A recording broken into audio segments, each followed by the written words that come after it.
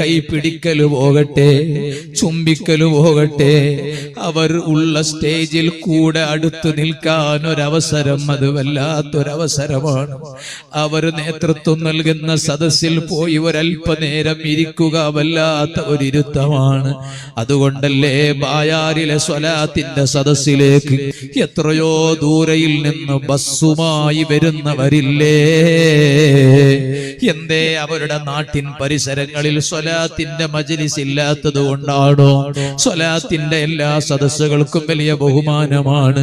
പക്ഷേ തങ്ങളുപ്പാപ്പ നേതൃത്വം നൽകുന്ന സദസ്സ് എന്നാകുമ്പോ ആളുകളുടെ ഖൽബിൽ വലിയ ആവേശമാണ്, അതിനോട് വലിയ ബഹുമാനം ഒന്നും കൂടി വർദ്ധിക്കുകയാണ്.